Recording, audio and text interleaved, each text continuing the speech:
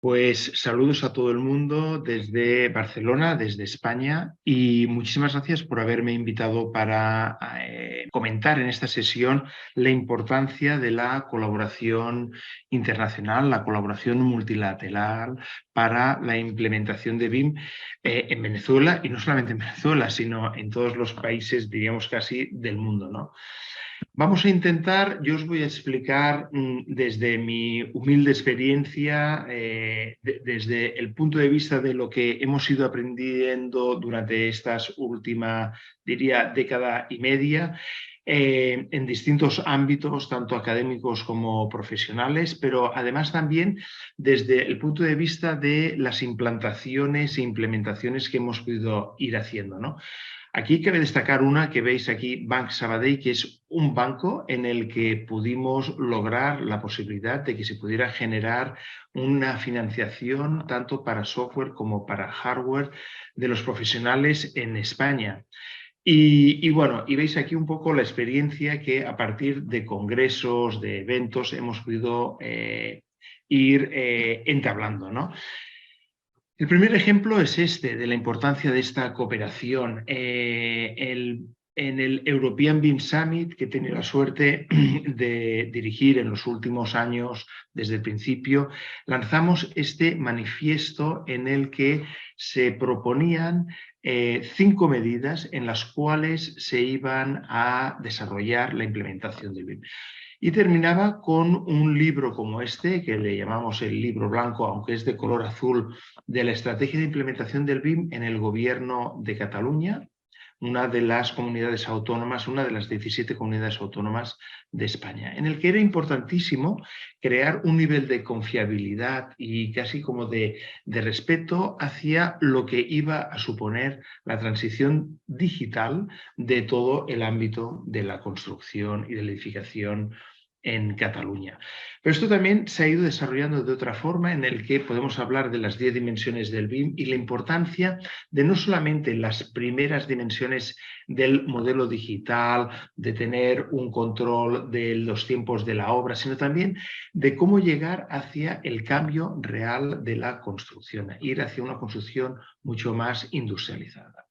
Esto veremos el porqué, pero Europa aplicó una directiva en el 2014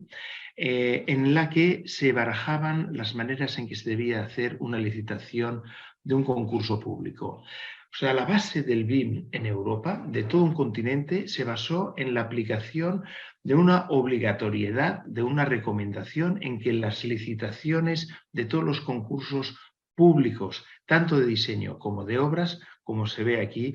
se tenían que realizar bajo el punto de vista, como se lee aquí, de Building Information Electronic Modeling o similar. O sea, el hecho de empezar a digitalizar cualquier intervención en una obra nueva o en una obra de rehabilitación, y tanto de infraestructuras como de edificación. El Consejo de Ministros de la Unión Europea aprobó esto en el Parlamento Europeo para mejorar la adjudicación de los contratos públicos, pero también debemos entender de por qué esta precisión en la adjudicación de contratos públicos. Y era porque en realidad se quería trabajar en una manera de entender una mejor relación calidad-precio de las obras que se tenían que realizar, de bajar la burocracia en esta licitación, de mejorar el acceso de la pequeña y mediana empresa, de crear un ranking, digamos así, de soluciones más innovadoras en las que no solamente se basaba el precio o el coste del proyecto, sino lo que aportaba este value process de lo que aportaba un proyecto en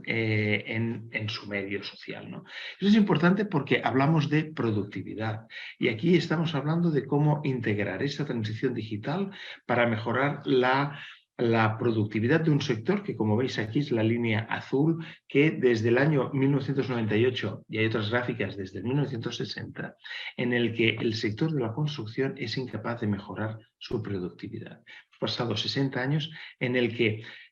hacemos productos más costosos, con más energía, más material, más personal. Y esto nos lleva, como podemos observar, a la banda baja. Casi somos los penúltimos de todos los sectores industriales que existen. Solamente superamos a la agricultura y la caza. Yo diría que incluso deben estar más industrializados y más digitalizados que el sector de la construcción. Esto nos pone en rojo en cualquiera de los ámbitos y necesitamos incrementar, mejorar esta digitalización ligada a la productividad de lo que nosotros trabajamos en el día a día. Pero no solamente en esto, sino que hay otros entornos, como el entorno académico, el entorno de qué competencias debemos lograr, debemos conseguir para que no tengamos esta distancia entre lo que conocemos y lo que podemos hacer dentro del sector de la construcción. El análisis de este skill gap dentro del sector de la construcción otra vez nos lleva a propuestas como esta francesa, en la que se crea EduBIM, en la que en los últimos casi 9 años han ido trabajando de una forma muy sistemática de qué manera el ámbito académico y el ámbito profesional se ha de educar de otra forma, introduciendo mecanismos del mismo gobierno francés para incorporar nuevas medidas, tanto en universidades como en centros de formación profesional. También esta importancia de esta multilateralidad y de esta necesidad de colaboración de todos los países y todos los expertos es fundamental, y más, por ejemplo, en este artículo sobre Macro-BIM Adoption, o sea,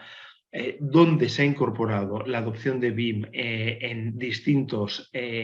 países, y que una persona de Australia como Bilal Sukar y otra persona egipcia como Mohamed Qassem nos dan esta información desde sus respectivas universidades, en la que esta comparación de las áreas que se necesita introducir en gran medida esta digitalización que aporta el Building Information Modeling empiezan a sistematizarse, empiezan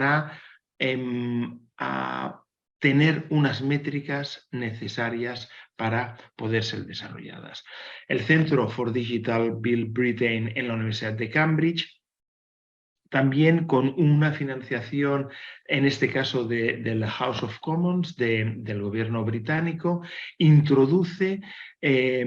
una serie de mecanismos para cambiar esta transición digital, y además